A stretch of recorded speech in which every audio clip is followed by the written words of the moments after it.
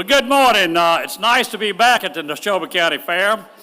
I've got a big announcement today. Most of you already know this. I'm not running for governor.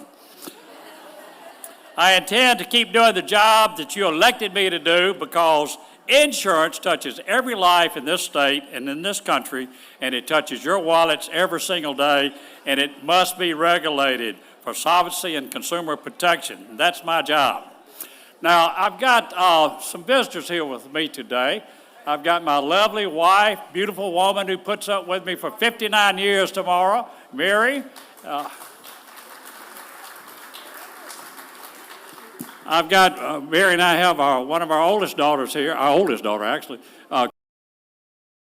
Scott asked, I'm sorry, I should say George, that's his real name. So George asked me, he said, Poppy, what are you going to give May for your anniversary? I said, I'm going to buy her a new lawnmower. And that's what I did. I got her a new Bobcat. She's happy. She likes me. So in July of 2007, when I spoke here on this stage, I said I would ask the legislature to explore making the Commissioner of Insurance job an appointed position.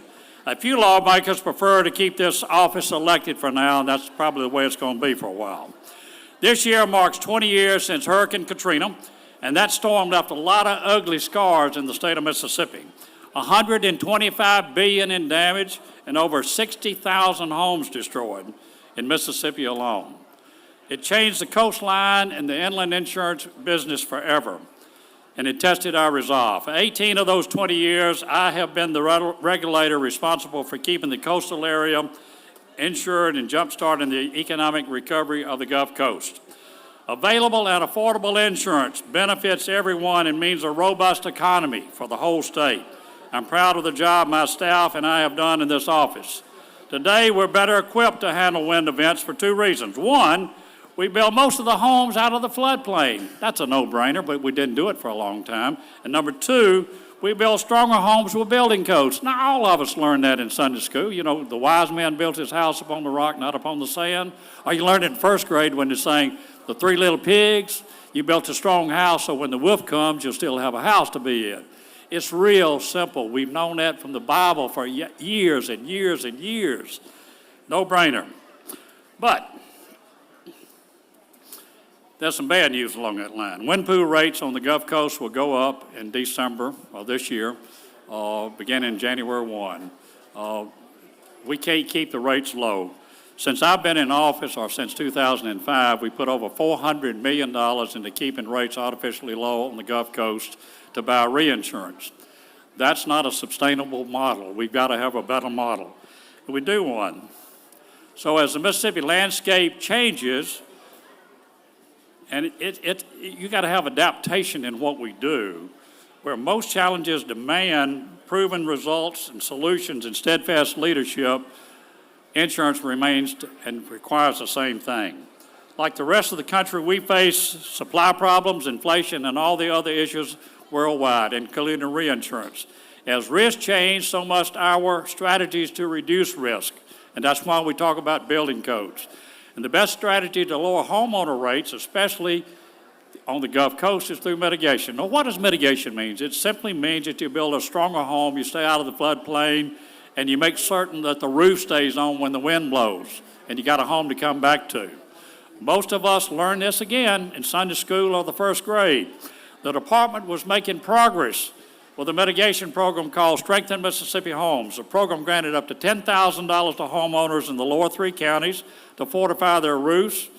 The funding came of a fee paid by the insurance companies, not from taxpayers. It's not a socialist program. It's a funded program by the insurance industry to lower rates. We have already completed dozens of coastal homes, 29 in the month of June, and we're on track to fortify well over 100 by the end of the year. But due to legislative action in the special session, I had to shut the program down July 1. And the reason for that, some of the members of the Legislative Appropriation Committee stripped our office of the spending authority for political reasons, thus depriving homeowners in the department of a proven, rate-cutting, risk-reducing solution for all of Mississippi. Now, folks, that's not just disappointing. It's dangerous, it's not logical, and it's bad public policy that will cost homeowners. Mississippi is the only state now on the coast without a program, run by the Department of Insurance and overseen by the state auditor. Alabama has over 55,000 homes that they mitigated. You know what? Their rates are 20 to 40% less than ours. What do you think people that need to live on the coast are going to go if the insurance keeps going up? Out of state. I'm proud to report some good news, though. Andy Case, my director of rating, came in and told David and I, Commissioner, we got some good news. You know, since 2024, we've had rates reductions of 1 to 7% for over 1.1 million automobile owners. Now, that's pretty big. We've got another filing that came in Monday for another 120,000 that will be cut 3.8%. I will approve that one, I can guarantee you that. We've been working on that issue for years. In addition, I'm proud to report some good news, and I want to thank Scott Bounds, your local representative, for some of his work here. I want to report that the Rural Fire Truck Program will receive over $18 million more next year, along with the fire rebate funds, beginning in 2027, and that's due to some political actions that we took to get a continuing revenue stream. It's not tax money, it's not general tax money, it's from non-admitted fees from the insurance company, to reduce fire ratings in the county and to help your pocketbook and reduce fire rates. Again, I thank Scott Bounds and the representatives that actually voted for all of this. Challenges remain in our business, but I'm optimistic about our future. My team and I are committed to serving and building Mississippi with economic opportunity, strong health care insurance, resilient communities for present and future generations, and every decision made from the front porches of these cabins out here to the state capitol under that dome shape the well-being of our community and our great state. We need to make wise decisions. We must invest in solutions that outlast temporary setbacks, and our future depends on leaders who will listen, not dictate, neighbors who help one another, and a government that promotes empathy, accountability, and the common good of the state of Mississippi. And let me just say, I'm criticizing myself when I say we'll listen and not dictate, because sometimes I'm prone not to listen. My children would tell you that.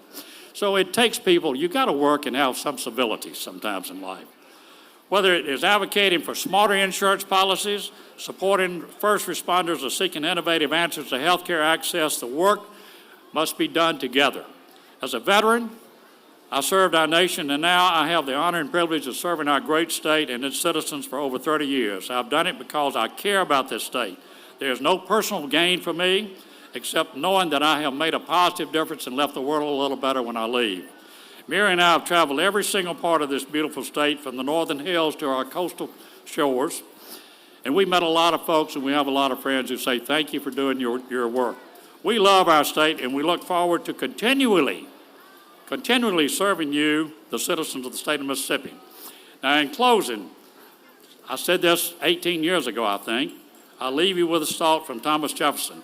Any government that can give you everything that you want is a government that can take away everything that you have. We should never forget that. May God bless us, the great state of Mississippi, and these United States of America. Thank you.